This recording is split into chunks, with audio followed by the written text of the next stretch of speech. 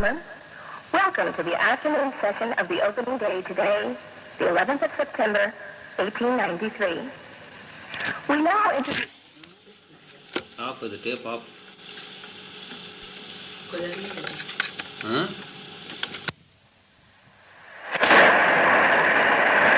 Sisters and brothers of America,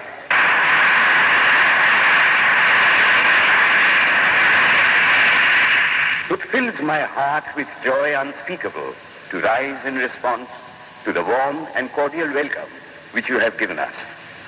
I thank you in the name of the most ancient order of monks in the world. I thank you in the name of the mother of religions. And I thank you in the name of the millions and millions of Hindu people of all classes and sects. My thanks also to some of the speakers on this platform who, referring to the delegates from the Orient, have told you that these men from far-off nations may well claim the honor of bearing to different lands the idea of toleration. I am proud to belong to a religion which has taught the world both tolerance and universal acceptance. We believe not only in universal toleration, but we accept all religions as true. I am proud to belong to a nation which has sheltered the persecuted and the refugees of all religions and all nations of the earth. I am proud to tell you that we have gathered in our bosom the purest remnant of the Israelites who came to southern India and took refuge with us in the very year in which their holy temple was shattered to pieces by Roman tyranny. I am proud to belong to the religion which has sheltered and is still fostering the remnant of the grand Zoroastrian nation. I will quote to you, brethren, a few lines from a hymn which I remember to have repeated from my earliest boyhood, which is every day repeated by millions of human beings. As the different streams, having their sources in different places, all mingle their water in the sea, so, O Lord, the different paths which men take through different tendencies, various though they appear, crooked or straight, all lead to thee. The present convention, which is one of the most august assemblies ever held, is in itself a vindication, a declaration to the world of the wonderful doctrine preached in the Gita. Whosoever comes to me, through whatsoever form, I reach him. All men are struggling through paths which in the end lead to me. Sectarianism, bigotry, and its horrible descendant, fanaticism, have long possessed this beautiful earth. They have filled the earth with violence, drenched it often and often with human blood, destroyed civilization, and sent whole nations to despair. If it not been for these horrible demons, human society would be far more advanced than it is now. But their time is come, and I fervently hope that the bell that tolled this morning in honor of this convention may be the death knell of all fanaticism, of all persecutions with the sword or with the pen, and of all uncharitable feelings between persons wending their way to the same goal.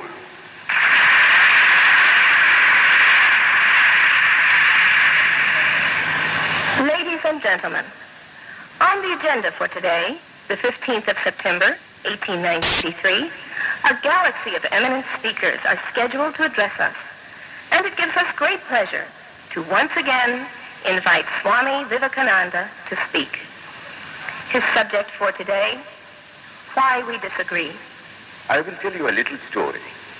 You have heard the eloquent speaker who has just finished say, "Let us cease from abusing each other," and he was very sorry that there should be always so much variance. But I think I should tell you a story which would illustrate the cause of this variance. A frog lived in a well. It had lived there for a long time. It was born there.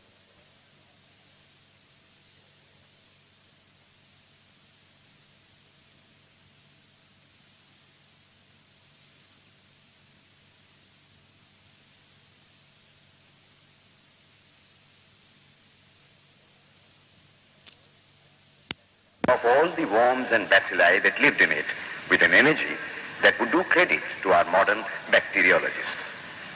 In this way, it went on and became a little sleek and fat. Well, one day, another frog that lived in the sea came and fell into the well. Where are you from? I am from the sea. The sea? How big is that? Is it as big as my well? And he took a leap from one side of the well to the other. My friend, said the frog of the sea, how do you compare the sea with your little well? Then the frog took another leap and asked, is your sea so big? What nonsense you speak, to compare the sea with your well. Well then, said the frog of the well, nothing can be bigger than my well. There can be nothing bigger than this. This fellow is a liar, so turn him out. That has been the difficulty all the while. I am a Hindu. I am sitting in my own little well and thinking that the whole world is my little well. The Christian sits in his little well and thinks the whole world is his well. The Mohammedan sits in his little well and thinks that is the whole world. I have to thank you of America for the great attempt you are making to break down the barriers of this little world of ours, and hope that in the future the Lord will help you to accomplish your purpose.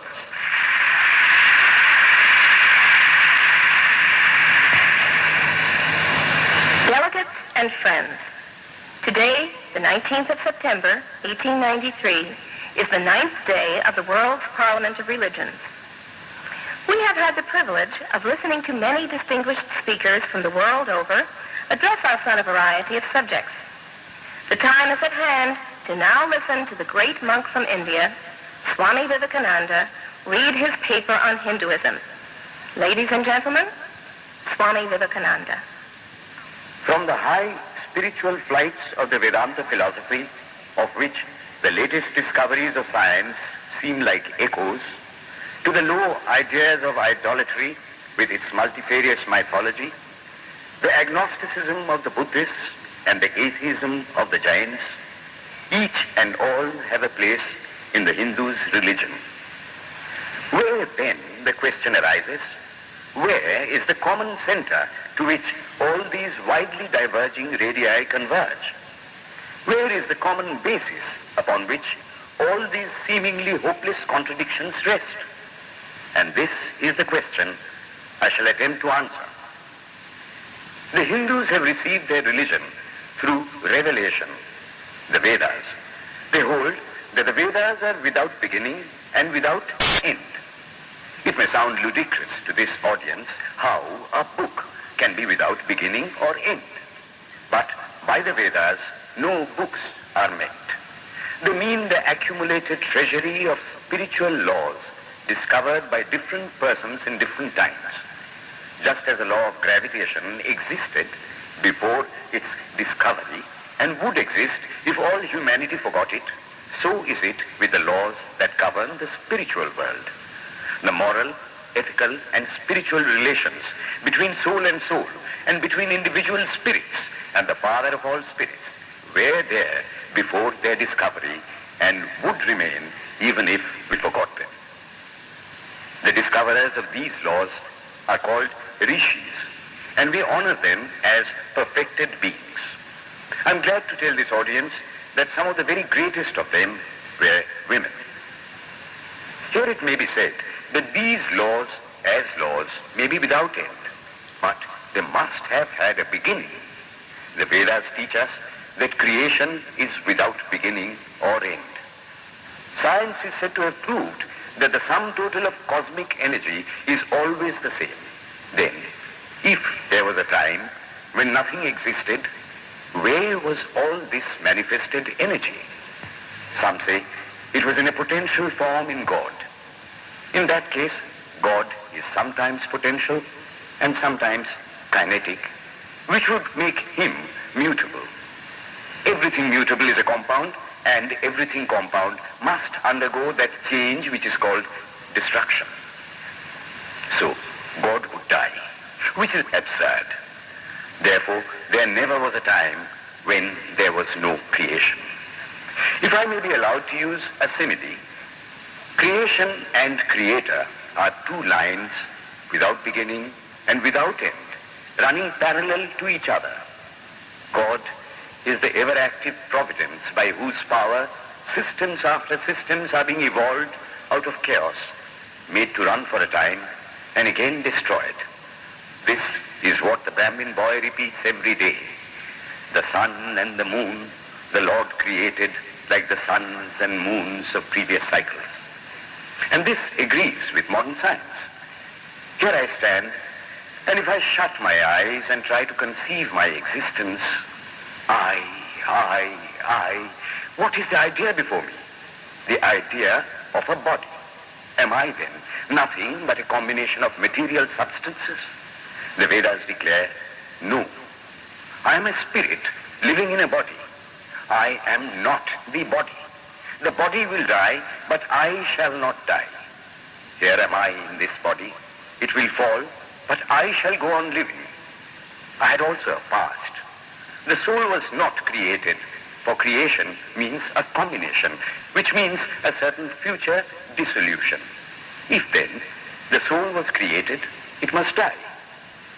Some are born happy, enjoy perfect health with beautiful body, mental vigor, and all wants supplied. Others are born miserable. Some are without hands or feet. Others again are idiots and only drag on a wretched existence. Why, if they are all created, why does a just and merciful God create one happy and another unhappy? Why is he so partial? Nor would it matter in the least to hold that those who are miserable in this life will be happy in a future one. Why should a man be miserable even here in the reign of a just and merciful God?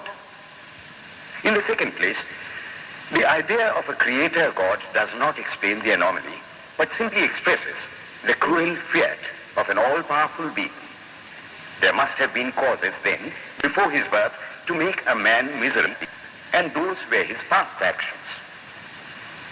Are not all the tendencies of the mind and the body accounted for by inherited aptitude? Here are two parallel lines of existence, one of the mind, the other of matter. If matter and its transformations answer for all that we have, there is no necessity for supposing the existence of a soul. But it cannot be proved that thought has been evolved out of matter. And if a philosophical monism is inevitable, spiritual monism is certainly logical and no less desirable than a materialistic monism. But neither of these is necessary here. We cannot deny that bodies acquire certain tendencies from heredity, but those tendencies only mean the physical configuration through which a peculiar mind alone can act in a peculiar way. There are other tendencies peculiar to a soul caused by his past actions, and a soul with a certain tendency would, by the laws of affinity, take birth in a body which is the fittest instrument for the display of that tendency. This is in accord with science, for science wants to explain everything by habit, and habit is got through repetitions. So, repetitions are necessary to explain the natural habits of a newborn soul, and since they were not obtained in this present life, they must have come down from past lives. There is another suggestion. Taking all these for granted, how is it that I do not remember anything of my past life? This can be easily explained. I am now speaking in English. It is not my mother tongue. In fact, no words of my mother tongue are now present in my consciousness. But let me try to bring them up, and they rush in. That shows that consciousness is only the surface of the mental ocean, and within its depths are stored up all our experiences. Try and struggle. They would come up, and you would be conscious even of your past life. This is direct and demonstrative evidence. Verification is the perfect proof of a theory, and here is the challenge thrown to the world by the rishis. We have discovered the secret by which the very depths of the ocean of memory can be stirred up. Try it, and you would get a complete reminiscence of your past life. So then, the Hindu believes that he is a spirit. Him the sword cannot pierce, him the fire cannot burn, him the water cannot melt. him the air cannot dry. The Hindu believes that every soul is a circle whose circumference is nowhere but whose center is located in the body, and that death means the change of the center from body to body. Nor is the soul bound by the conditions of matter. In its very essence, it is free, unbounded, holy, pure, and perfect. But somehow or other, it finds itself tied down to matter and thinks of itself as matter. Why should the free, perfect, and pure being be thus under the thraldom of matter is the next question. How can the perfect soul be deluded into the belief that it is imperfect? We have been told that the Hindus shirk the question and say that no such question can be there. Some thinkers want to answer it by positing one or more quasi-perfect beings and use big scientific names to fill up the gap. But naming is not explaining. The question remains the same. How can the perfect become the quasi-perfect? How can the pure, the absolute, change even a microscopic particle of its nature? But the Hindu is sincere. He does not want to take shelter under sophistry. He is brave enough to face the question in a manly fashion, and his answer is, I do not know.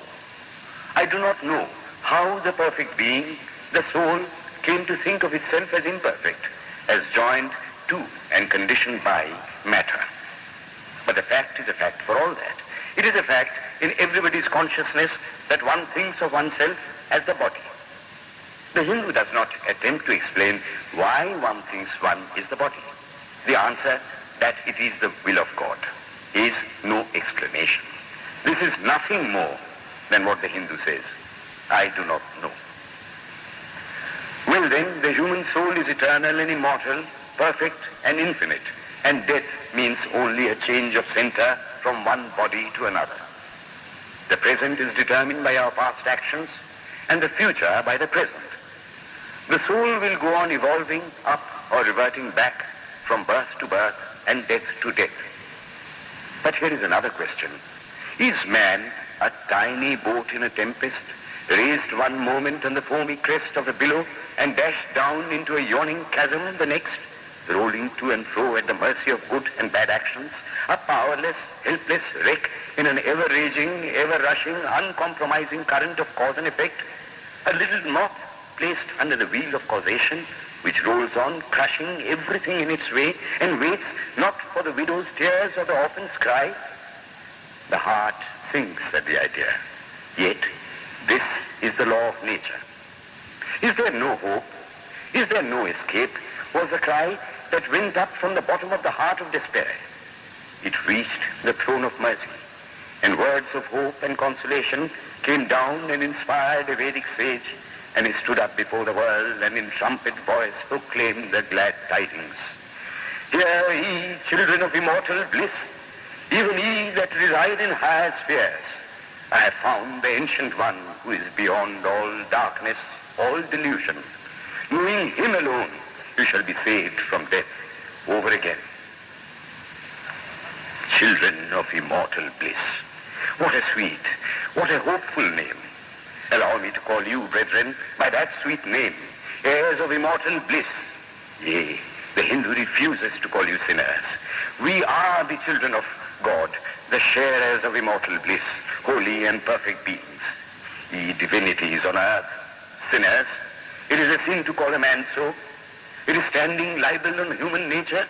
Come up, O lions, and shake off the delusion that you are sheep. You are souls immortal, spirits free, blessed and eternal. Ye are not matter, ye are not bodies. Matter is your servant, not you the servant of matter. Thus it is that the Vedas proclaim not a dreadful combination of unforgiving laws, not an endless prison of cause and effect, but that at the head of all these laws, in and through every particle of matter and force, stands one, by whose command the wind blows, the fire burns, the clouds rain, and death stalks upon the earth. And what is his nature? He is everywhere, the pure and formless one, the almighty and the all-merciful. Thou art our Father, thou art our Mother, thou art our beloved friend, thou art the source of all strength. Give us strength. Thou art he that beareth the burdens of the universe. Help me bear the little burden of this life. Thus sang the rishis of the Vedas. And how to worship him? Through love. He is to be worshipped as the one beloved, dearer than everything in this and the next life. This is the doctrine of love declared in the Vedas, and let us see how it is fully developed and taught by Krishna, whom the Hindus believe to have been God incarnate on earth. He taught that a man ought to live in this world like a lotus leaf, which grows in water but is never moistened by water. So a man ought to live in the world, his heart to God and his hands to work. It is good to love God for hope of reward in this or the next world, but it is better to love God for love's sake. And the prayer goes, Lord,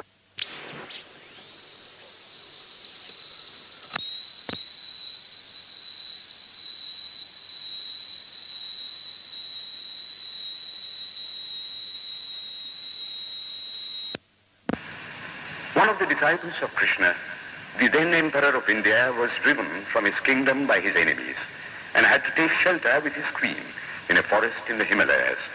And there, one day, the queen asked him how it was that he, the most virtuous of men, should suffer so much misery. Yudhishthira answered, Behold, my queen, the Himalayas. How grand and beautiful they are. I love them. They do not give me anything, but my nature is to love the grand, the beautiful. Therefore, I love them. Similarly, I love the Lord. He is the source of all beauty, of all sublimity. He is the only object to be loved.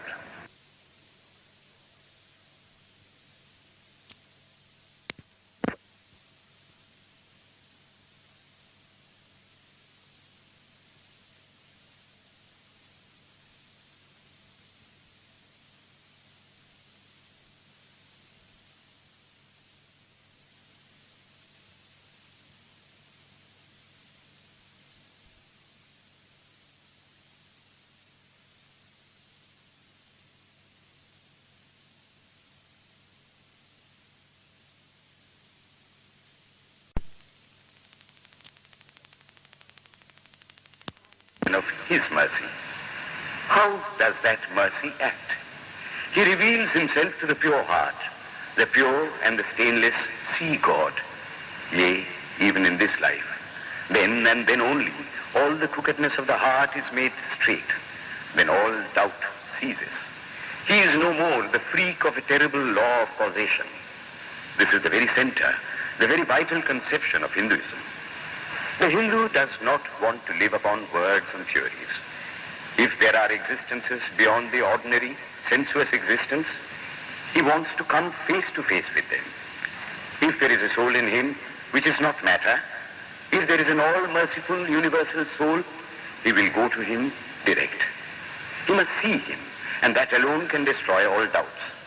So, the best proof a Hindu sage gives about the soul, about God, is, I have seen the soul, I have seen God. And that is the only condition of perfection. The Hindu religion does not consist in struggles and attempts to believe a certain doctrine or dogma, but in realizing, not in believing, but in being and becoming. Thus, the whole object of their system is by constant struggle to become perfect, to become divine, to reach God and see God. And this reaching God, seeing God, becoming perfect, even as the Father in heaven is perfect, constitutes the religion of the Hindus. And what becomes of a man when he attains perfection? He lives a life of bliss infinite. He enjoys infinite and perfect bliss, having obtained the only thing in which man ought to have pleasure, namely God, and enjoys the bliss with God. So far, all the Hindus are agreed. This is the common religion of all the sects of India. But then, perfection is absolute, and the absolute cannot be two or three. It cannot have any qualities. It cannot be an individual. And so, when a soul becomes perfect and absolute, it must become one with Brahma, and it would only realize the Lord as the perfection, the reality, of its own nature and existence, the existence absolute, knowledge absolute, and bliss absolute. We have often and often read this called the losing of individuality and becoming a stock or a stone. He jests at scars that never felt a wound. I tell you, it is nothing of the kind. If it is happiness to enjoy the consciousness of this small body, it must be greater happiness to enjoy the consciousness of two bodies, the measure of happiness increasing with the consciousness of an increasing number of bodies, the aim, the ultimate of happiness being reached when it would become a universal consciousness. Therefore, to gain this infinite universal individuality, this miserable little prison individuality must go. Then alone can death cease when I am one with life. Then alone can misery cease when I am one with happiness itself. Then alone can all error cease when I am one with knowledge itself. And this is the necessary scientific conclusion. Science has proved to me that physical individuality is a delusion, that really my body is one little continuously changing body in an unbroken ocean of matter, and Advaita, or unity, is the necessary conclusion with my other counterpart, soul. Science is nothing but the finding of unity. As soon as science would reach perfect unity, it would stop from further progress, because it would reach the goal. Thus, chemistry could not progress farther when it would discover one element out of which all others could be made. Physics would stop when it would be able to fulfill its services in discovering one energy of which all the others are but manifestations. And the science of religion become perfect when it would discover Him who is the one life in a universe of death, Him who is the constant basis of an ever-changing world, one who is the only soul of which all souls are but delusive manifestations. Thus is it, through multiplicity and duality, that the ultimate unity is reached. Religion can go no farther. This is the goal of all science. All science is bound to come to this conclusion in the long run. Manifestation and not creation is the word of science today.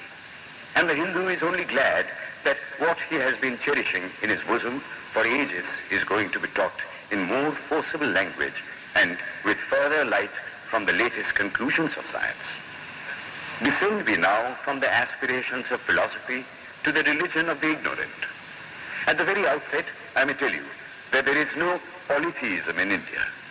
In every temple, if one stands by and listens, one will find the worshippers applying all the attributes of God, including omnipresence, to the images. Henotheism explained the situation. The rose, called by any other name, would smell as sweet. Names are not explanations. The tree is known by its fruits. When I have seen amongst them that are called idolaters, men, the like of whom, in morality and spirituality and love, I have never seen anywhere, I stop and ask myself, can sin beget holiness? Superstition is a great enemy of man, but bigotry is worse. Why does a Christian go to church? Why is the cross holy? Why is the face turned toward the sky in prayer? Why are there so many images in the Catholic Church? Why are there so many images in the minds of Protestants when they pray? My brethren, we can no more think about anything without a mental image than we can live without breathing. By the law of association, the material image calls up the mental idea and vice versa. This is why the Hindu uses an external symbol when he worships. He will tell you it helps to keep his mind fixed on the being to whom he prays. By the law of association, the material image calls up the mental idea and vice versa. This is why the Hindu uses. After all, how much does omnipresence mean to almost the whole world? It stands merely as a word, a symbol. Has God superficial area? If not, when we repeat that word omnipresent, we think of the extended sky, or of space. That is all.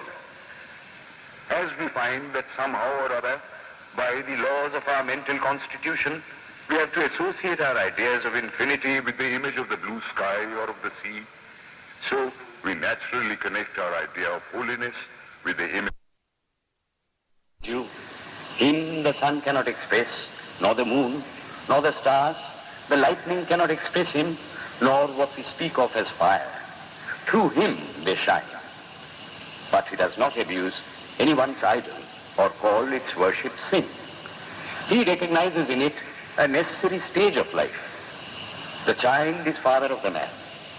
Would it be right for an old man to say that childhood is a sin or youth is a sin? If a man can realize his divine nature with the help of an image, would it be right to call that a sin? Nor, even when he has passed that stage, should he call it an error. To the Hindu, man is not traveling from error to truth, but from truth to truth, from lower to higher truth. To him, all the religions, from the lowest fetishism to the highest absolutism, means so many attempts of the human soul to grasp and realize the infinite, each determined by the conditions of its birth and association, and each of these marks a stage of progress. And every soul is a young eagle soaring higher and higher, gathering more and more strength, till it reaches the glorious sun.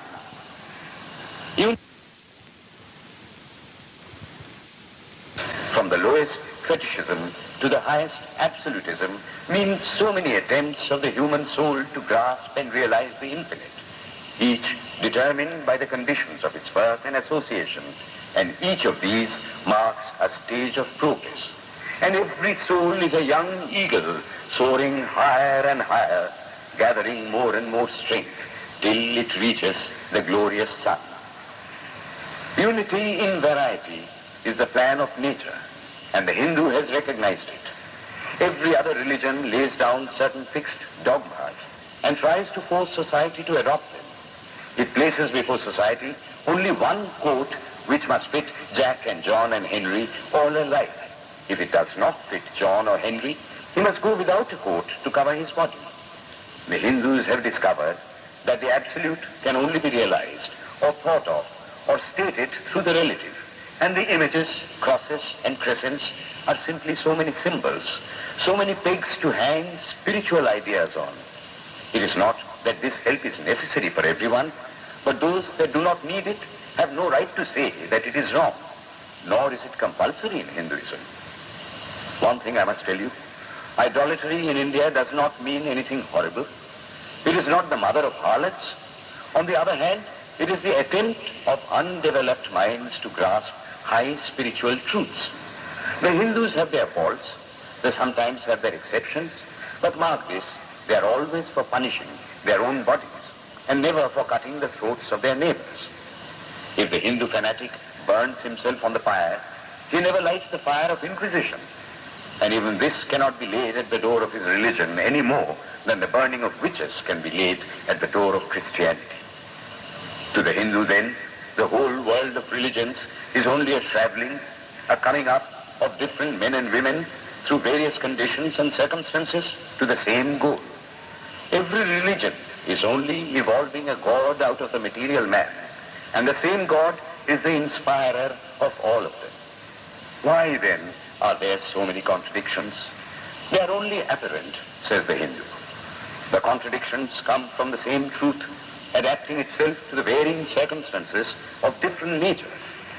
It is the same light coming through glasses of different colors, and these little variations are necessary for purposes of adaptation. But in the heart of everything, the same truth reigns. The Lord has declared to the Hindu in his incarnation as Krishna, I am in every religion as a thread through a string of pearls.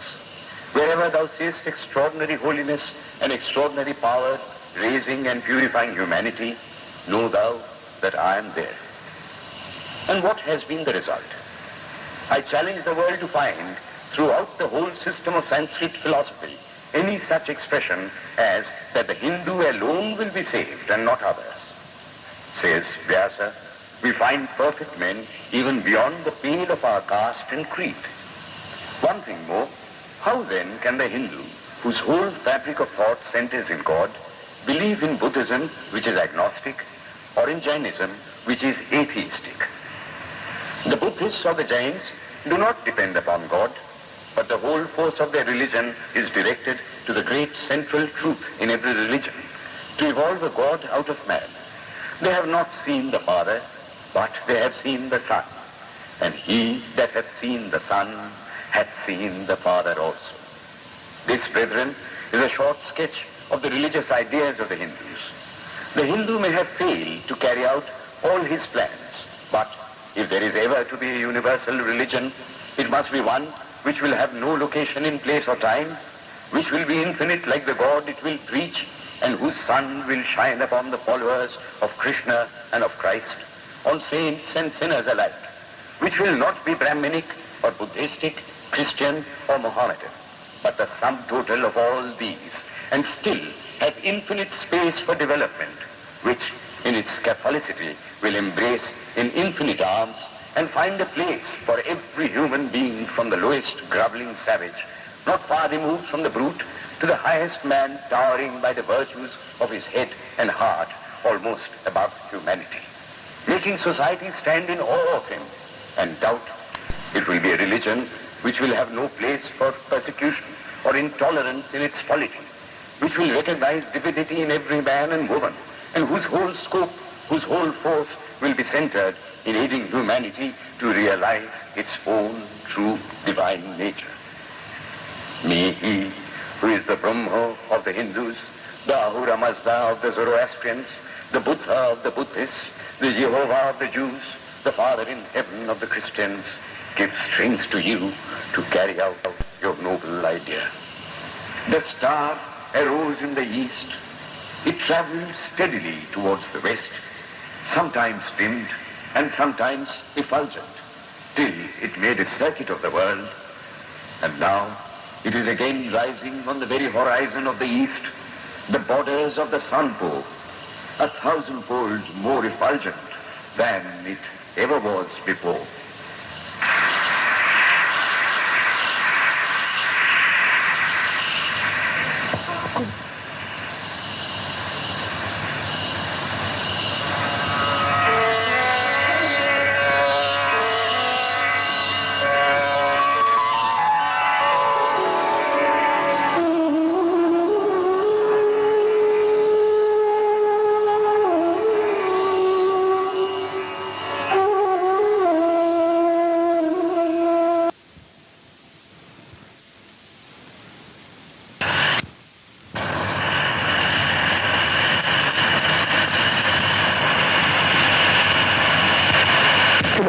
Parliament of Religions.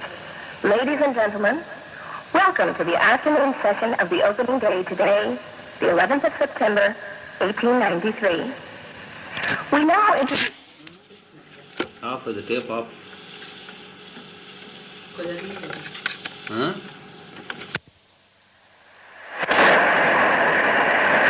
Sisters and brothers of America,